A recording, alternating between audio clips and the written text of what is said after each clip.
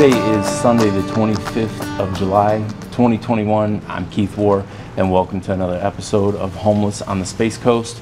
And today I'm being joined by, what is your name, sir? Joshua Jeffry. Joshua Jeffry. And how old are you? 34.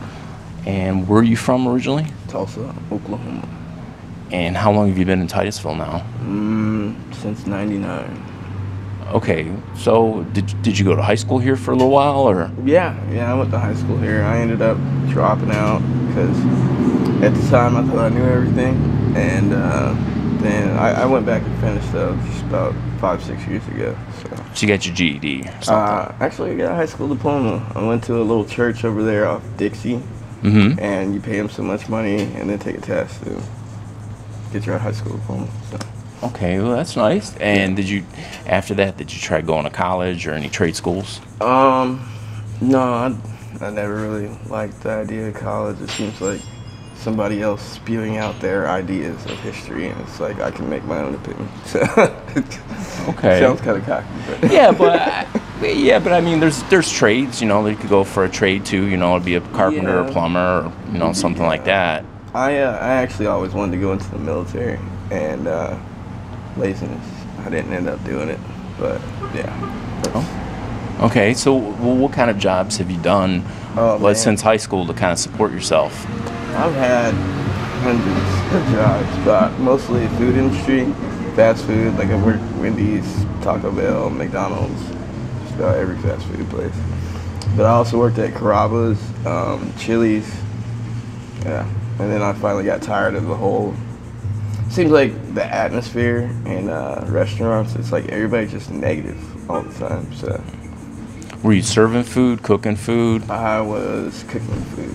So, okay, yeah. And you never had any formal training as a chef or a cook or anything? A little bit towards the end there, but not really, no. Okay, and what was the longest you stayed at one of those jobs? I was at Chili's for like 3 years. 4 years. Oh, that's a long time. Yeah.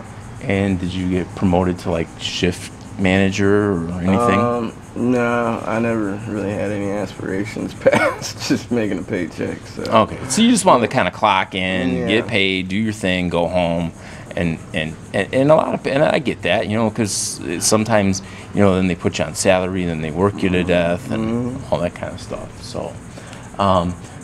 So how long have you been homeless out here on the street? About 5 months, 5-6 months. And is this the first time you've ever been homeless in your life? I was homeless by choice when I was younger. I ran away from home, but other than that, yeah. How old were you when you did that? Oh man, 16, 15. What kind of kid were you? Were you a troublemaker, a know-it-all? Know-it-all, goofball. Yeah. Okay. And what year were you supposed to graduate from high school? 05. Okay. Yeah. And you went for a while, you said, here in Titusville, at Titusville High School, there on US 1? Yep, I dropped out in 11th grade, and I went to adult ed for a little bit.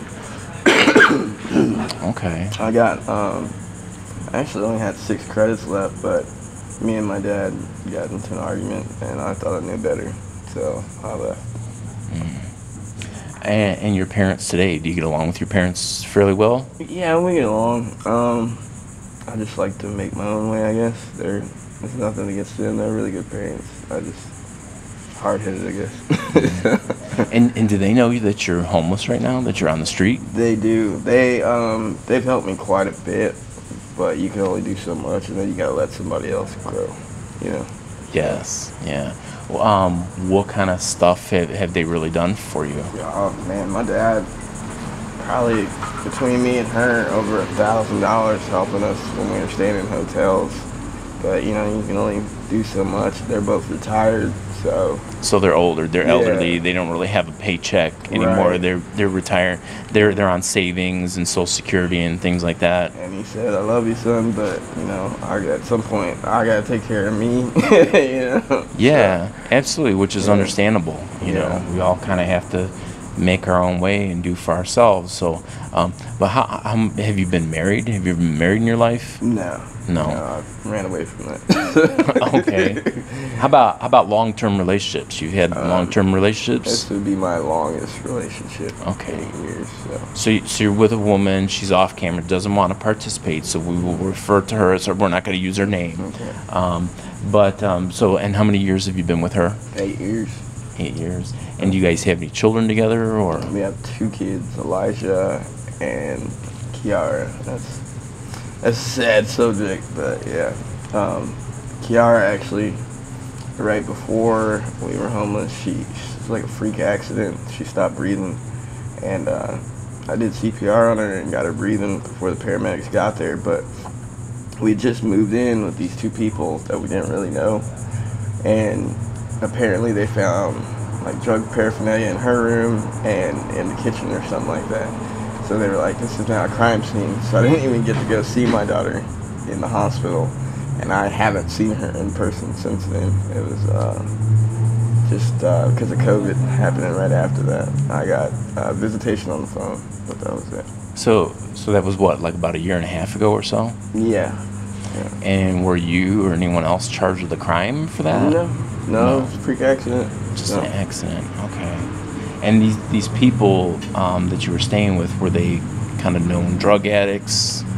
At the time, I didn't know that. On the ad, because I was staying with my parents, but this is around the time where they're like, you gotta do your own thing. And so I was looking for a place, and online it said, absolutely no drugs was the heading. And I was like, this could be a good start, because I've got a history too. And that was a total lie. They not only did drugs, but they gave us a key, that would matter at all. But the key was, you don't need a key. They could pop the door open anytime and was taking us stuff, and yeah, it was crazy. So were you like renting a room, and it was like a group living situation, and they could just walk into your room anytime they wanted, or? It was a son and a mom, and yeah, we rented a little add-on in the back. It was literally from this wall to that line, and then probably about out to those poles. It was really small, but we paid like, I think it was like $600 something a month for that little Really? shack. Yeah. And what was included? Were all the utilities included? Yeah, in that? we can use the kitchen and everything, but the biggest thing is they were stealing. So, like one time she gets Subutex, and she left her medicine out there for literally like 30 seconds, and then went back out. Half her prescription was gone. So, yeah. Wow. Yep. Wow. You said you had a little bit of a history. What kind of things have you struggled with? I used to shoot up. I got into that whole pill craze, and then So opiates, heroin, stuff like that. yeah.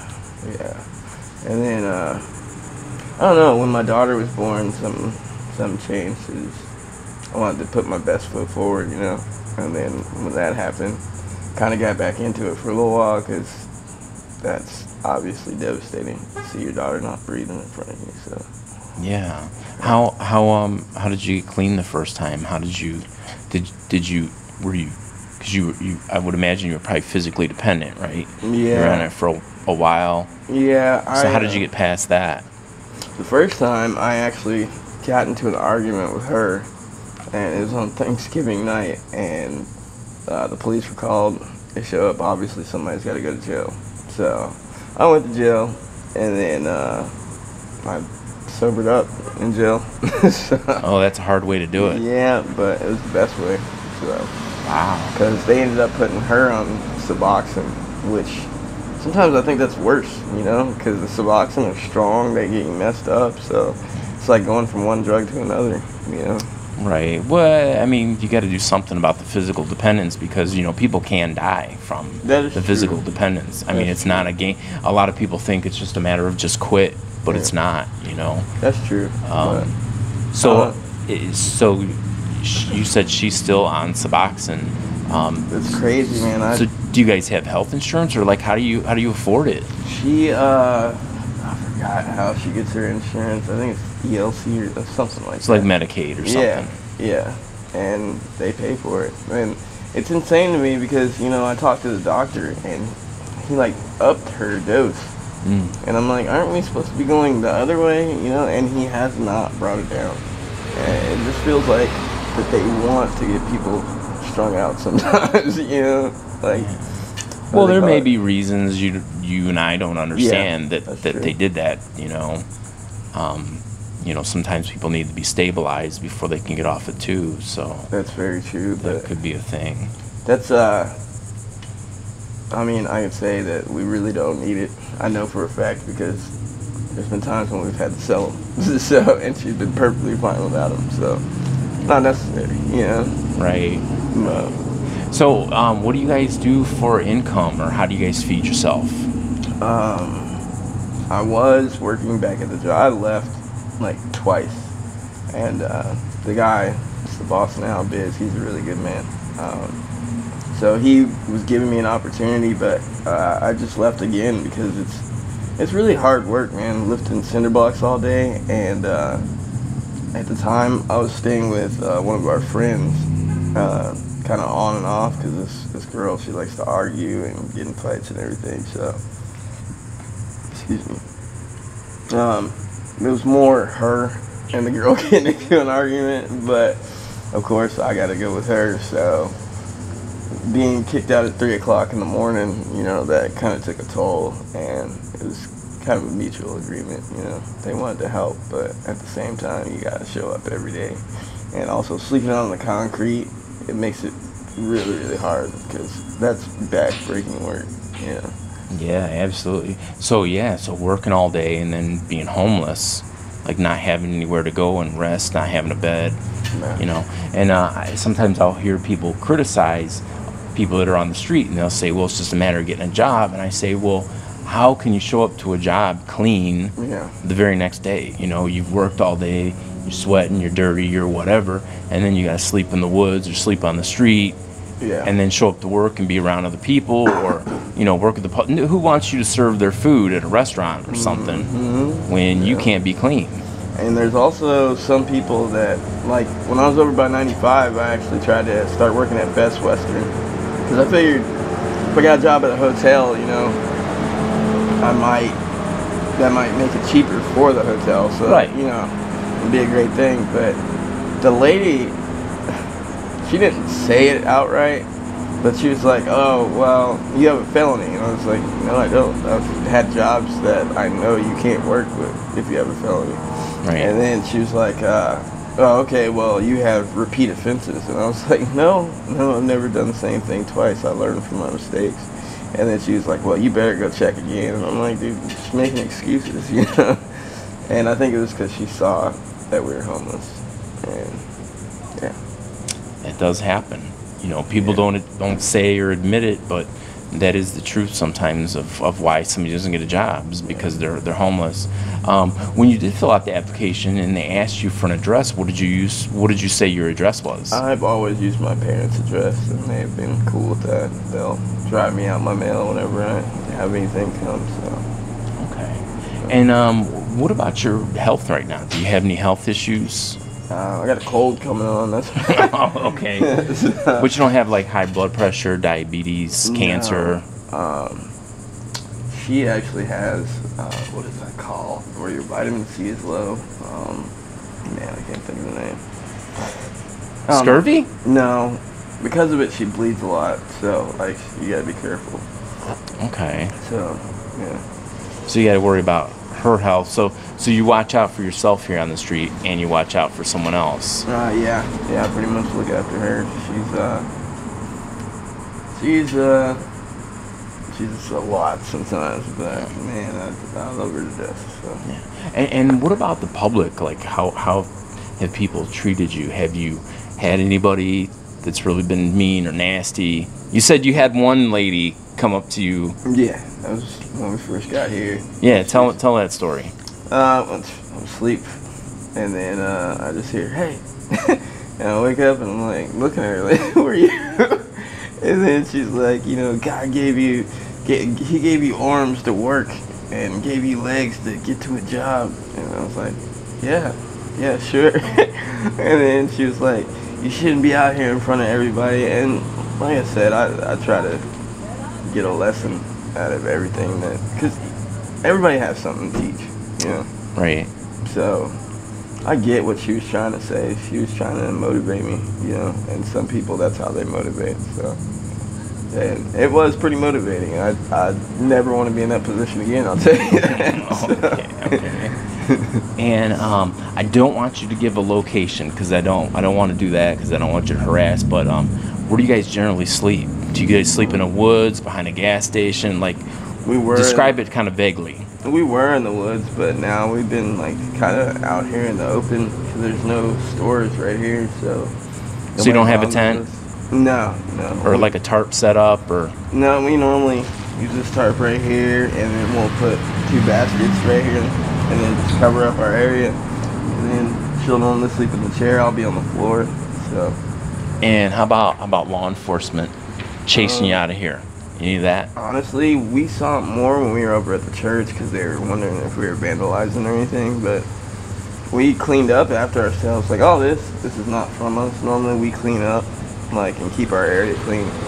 So, like, the guy over here at the Asian restaurant, he always gives us waters and sodas and stuff like that. And when I found a lot of people will come by and see us, and they'll give us, like, chicken, stuff like that. So. Okay. So food is not really something you're worried, like you guys have enough to eat? Yeah, we're doing all right. For the most part? Yeah. I can't say I've ever starved. So.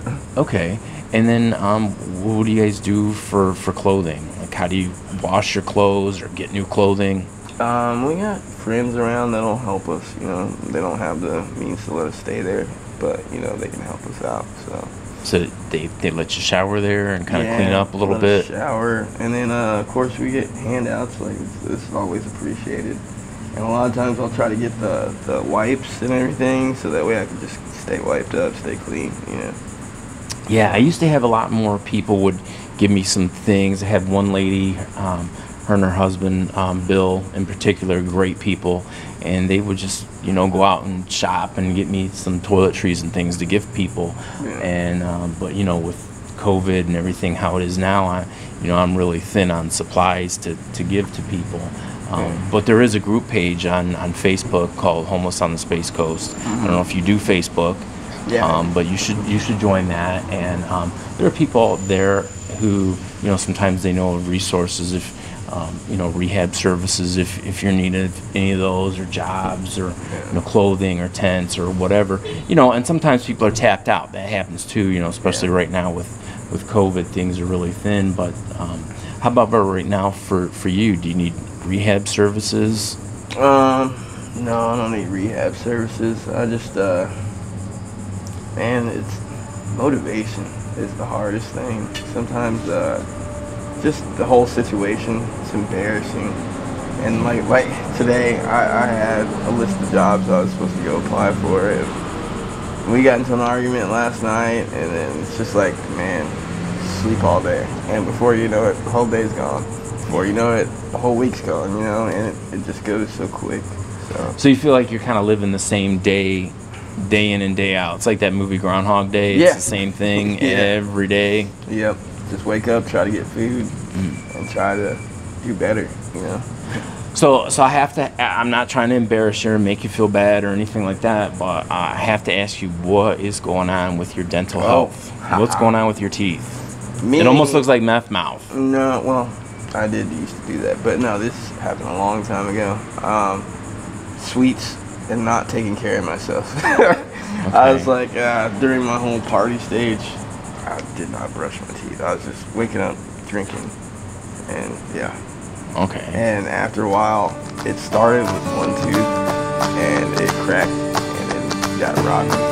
And I went to go see how much it would be to fix it. It was like over $300,000, which I was working at the time, but I had my own place, and I only had enough money to pay rent. So it went and spread from one tooth to the next, and then they just started. Is it painful? Are you in pain? Oh, it's horrible. Sometimes, so you are in pain? Sometimes. For the most part, they're all dead out now. But sometimes, yeah, it's really bad. Sometimes I'll take up to like 6 ibuprofen for it. So, yeah. Wow. Okay. And so I want to ask you a little more about your growing up. You said your parents are together. Are your parents Okay. It's your mom and dad, and they've been married for all your life? Yeah. Like 40, 50 years or whatever? Yeah, about 30, 40. So, yeah. My mom was actually the assistant principal at Coquina Elementary. And my dad's a pastor, and then also worked at FedEx, but they're both retired now. So. Oh, okay. And how long ago did your mom work at Coquina? She actually just retired this past year. Oh, so a lot of people would know her. Yeah. A lot of people would know her. Yeah. Okay. Is there anything else that we haven't talked about that you wanted to talk about? Or is there anything you want anybody to know? Well, I guess anybody that's in my same situation, man, don't give up. You know, everybody likes to, just getting, like I said, sometimes it gets hard, but there's always a way if you keep trying. So, Yeah, this just makes it a whole lot harder getting out here. What's your biggest need right now? Is there anything that you would ask anybody for? Like I said, clothing, tent. Like, what's the biggest thing you guys need right now? My biggest thing, I never like really asking for stuff. If anything, I'd like a job. That's it. A job. A job that I can do and be out on the streets for a little bit of time, And what kind of work would you prefer? What do you like? Outside work, landscaping, roofing? I prefer that work, but as far as right now, I think I'd like to get an inside job because of having to, be out on the streets. I don't want anything like really hard manually because, like I said, it sucks sleeping on concrete and you're already stiff as it is. So, yeah. And I guess I'm pretty much tapped out of questions to ask you too. So, but it's been a real pleasure meeting you. Thank you. And you have a great attitude being out here. I know this really sucks. Yeah. And like I said, I'd like you to join that Facebook page and see maybe somebody knows of a job. Somebody's hiring or something. Okay. But you can friend me on Facebook and get you that information. And for you guys, remember to subscribe to the channel. As always, you can friend me at KEITHWOHR on Facebook. Leave a comment. I do get back to people most of the time. I try my best. And as always, may you be just as blessed as you bless others. Thanks for watching.